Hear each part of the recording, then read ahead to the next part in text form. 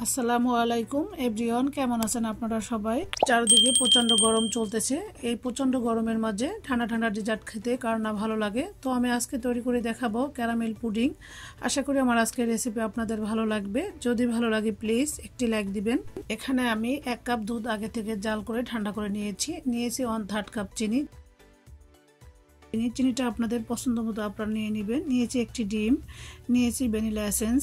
ডিমটা অবশ্যই রুম টেম্পারেচারে হতে হবে, যদি ফ্রিজে থাকে 30 মিনিট আগে নামিয়ে রাখতে হবে।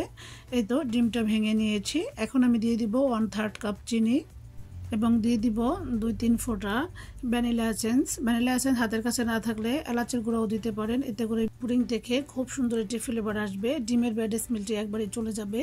এতে দেখতে পাচ্ছেন একটি হ্যান্ড উইক্সের সাহায্যে আমি ডিম এবং চিনির মিশ্রণটাকে খুব ভালোভাবে মিক্স করে নিচ্ছি।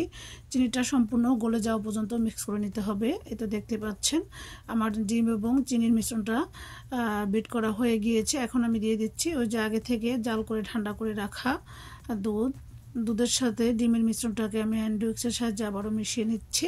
এখন আমি এখানে একটি ক্যারামেল তৈরি করব। একটি হাঁড়িতে প্রথমে আমি দিয়ে দিচ্ছি 1/3 কাপ চিনি, দিয়ে দিচ্ছি 1 টেবিল চামচ পানি। এখন আমি একটি বলক আসা পর্যন্ত অপেক্ষা করব। এতে দেখতে পাচ্ছেন একটি বলক এসেছে। হালকা একটু নেড়ে চেড়ে দিয়েছি। যখন মাঝখান দিয়ে ক্যারামেল কালারটা আসতে শুরু করবে তখন চারপাশের মিশ্রণগুলোকে মাঝখানে এনে নেড়ে চেড়ে দিতে হবে। এতে ক্যারামেলের কালারটা চারপাশ থেকেই সমান আসবে। এতে দেখতে পাচ্ছেন আমি মাঝখানেটা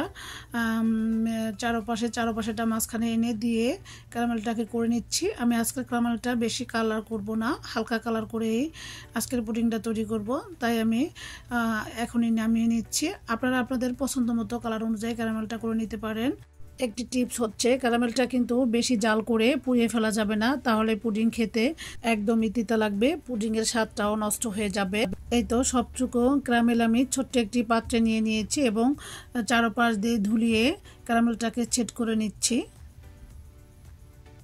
এই তো দেখতে পাচ্ছেন ক্যারামেলটা আমার সেট হয়ে গিয়েছে। আমি একটি আঙুল দিয়ে চেক করে দেখেছি, আঙুলের সাথে লেগে থাকেনি, তার মানে ক্যারামেলটা একদমই সেট হয়ে গিয়েছে। এখন আমি দুধ ডিমের মিশ্রণটাকে একটি ছাঁকনি দিয়ে ছেঁকে নিচ্ছি। এতে করে পুডিংটা তৈরি করার পরে পুডিংটা খুবই সফটি হবে এবং স্মুথ হবে, কোনো প্রকারের লাঞ্চ থাকবে না। এটা দেখতে পাচ্ছেন আমি ছেঁকে নিয়েছি। এখন একটি হাঁড়িতে আমি পর্যাপ্ত পরিমাণে পানি দিয়েছি। এর মধ্যে একটি তাওয়ালে আমি 4 ভাঁজ করে উল্টে পাল্টে চুবিয়ে দিচ্ছি। আপনারা চাইলে কিচেন তাওয়ালও দিতে পারেন। এটা দিলে পুডিংয়ের বাটিটা একদমই নড়বে না। এখন আমি দিয়ে দিচ্ছি ওই যে রেডি করা পুডিংয়ের বাটিটা দিয়ে আমি এমনভাবে পানিটা দিয়েছি 3 ভাগ পানির 2 ভাগ বাটির নিচে থাকবে, 1 ভাগ উপরে থাকবে। এর চাইতে বেশি পানি দেওয়া যাবে না, তাহলে পুডিংটায় ভিতরে পানি চলে আসতে পারে। এই তো দেখতে পাচ্ছেন এখানে আমি কোনো ফয়েল পেপার দিয়ে মুখটা বন্ধ করে নিই এবং এটার কোনো ঢাকনাও নেই, তাই একটি পিরিচ দিয়ে আমি এভাবে ঢেকে দিয়েছি এবং একটি ঢাকনা দিয়ে আমি ঢেকে দিয়েছি। ঢাকনায় আমার কোনো ছিদ্র নাই।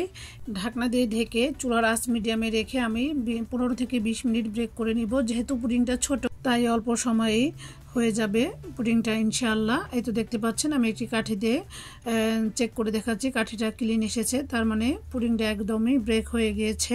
এখন আমি পুডিংটা সম্পূর্ণ ঠান্ডা করে নিব নর্মাল টেম্পারেচারে, তারপর 2 ঘন্টার জন্য ফ্রিজে রেখে দিব। এই তো ফিরে আসছি 2 ঘন্টা পরে। এখন আমি একটি স্প্যাচুলার সাহায্যে চারপাশটাকে ছাড়িয়ে নিচ্ছি। দেখতে পাচ্ছেন যাদের পুডিং ফেটে যায়, ভেঙে যায়, তারা আমার রেসিপিটি A to Z ফলো করবেন, তাহলে আপনাদেরটাও পারফেক্টলি কুক হবে। আমি একটি প্লেট দিয়ে বাটির ঢাকনাটাকে ঢেকে এভাবে উল্টিয়ে আনমোল করে নিব। দেখতে পাচ্ছেন কতটা সহজে আমি আনমোল করে নিয়েছি। মাশাআল্লাহ কতটা লোভনীয় এবং ইয়াম্মি হয়েছে দেখতে। এখন আমি একটু কেটে দেখাচ্ছি একটি নাইফের সাহায্যে। এই তো দেখতে পাচ্ছেন আমি পুডিংটাকে কেটে দেখাচ্ছি আপনাদেরকে। ভিডিও শেষ করার আগে আপনাদের কাছে আমার ছোট্ট একটি অনুরোধ, যারা আমার চ্যানেলের নতুন প্লিজ আমার চ্যানেলটি সাবস্ক্রাইব করে পাশেই থাকবেন। আলহামদুলিল্লাহ দেখুন কতটা পারফেক্টলি পুডিংটা কুক হয়েছে। অনেকে আমার ভিডিও দেখে সুন্দর সুন্দর কমেন্ট করেন, প্লিজ কমেন্ট করার পাশাপাশি একটি লাইক দিতেও ভুলবেন না। আপনাদের একটি লাইক এবং কমেন্ট আমাকে অনেক বেশি উৎসাহিত করে। আমি 1 পিস পুডিং আপনাদেরকে উঠিয়ে ঝাঁকিয়ে দেখাচ্ছি। দেখুন পুডিংটা কতটা সফটি এবং পারফেক্টলি কুক হয়েছে। তো এই প্রচণ্ড গরমে এরকম একটি ডেজার্ট খেতে কার না ভালো লাগে বলেন? তো আমার আজকের ভিডিওটি আপনাদের কেমন লেগেছে অবশ্যই কমেন্ট করে জানাতে ভুলবেন না। আজকের মতো এখানে বিদায় নিয়ে নিচ্ছি। সবাই ভালো থাকবেন। আল্লাহ হাফেজ।